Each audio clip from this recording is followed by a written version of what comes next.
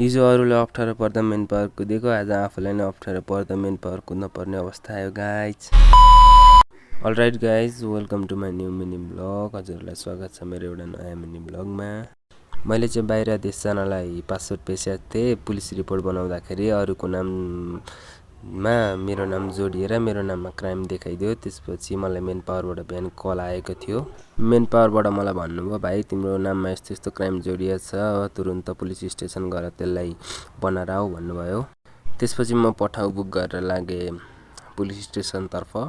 केही समयमा पठाउ पनि आयो, मलाई ठाउँमा पनि छोडिदियो। त्यसपछि लागेँ म पुलिस स्टेसनतर्फ। म पुलिस स्टेसनतर्फ केही समयमा पुगेँ। त्यहाँ पुलिस स्टेसनभित्र गएँ, के सल्लाहहरू गरेँ। यताउता गर्दा तिम्रो नागरिकताको फोटोकपी चाहिन्छ भन्नुभयो। त्यो बनाएर ल्याइसकेँ मैले केही समयमा फोटोकपी। त्यसपछि त्यहाँ लाइन लाग्न पर्ने थियो, मान्छेहरू धेरै हुन्थ्यो, लाइन लागेँ। एकछिनपछि मेरो काम पनि भएन। त्यसपछि बाहिर निस्केँ। मलाई भोलि फेरि आइज भनेर अर्डर दिनुभयो, मतलब भन्नुभयो। त्यसपछि म गएँ एउटा क्याफेमा खाजा खान। मलाई भोक पनि उब्बर लागिरहेको थियो। एउटा जुस अर्डर गरेँ, मोमोहरू नि गरेको थिएँ अर्डर। केही समयमा मोमो नि आयो। पहिलो बाइट हानेको मोमोको बफ मोमो अर्डर गरेको थिएँ, एकदमै दामी लाग्यो त्यहाँको मोमो चाहिँ। फेरि म रुम जान पर्ने भयो। त्यसपछि मैले पठाउ फेरि बुक गरेँ। त्यसपछि पठाउमा गएँ म रुमतर्फ त गइनँ, जे होस् आधी बाटोसम्म गएँ।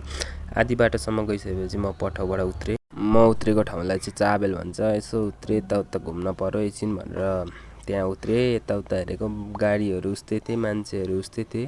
त्यसपछि म आफ्नो ठाउँतर्फको गाडी चढेर लागेँ आफ्नो रुमतर्फ लागिसकेपछि म गाडीबाट केही समयमा उत्रिसकेपछि म सरासरी रुम गएँ। रुम गइसकेपछि साथीहरूलाई यसो रुममा पुगेर सरप्राइज दिउँ के गर्दै रहेछन् भनेर सरासरी त्यहाँबाट गएँ। यसो दैलो खोलेर हेरेको साथीहरू त मजा सुतिरहेछन्, कोही गेम खेल्दै रहेछन्। आजलाई यति नै, बाइ।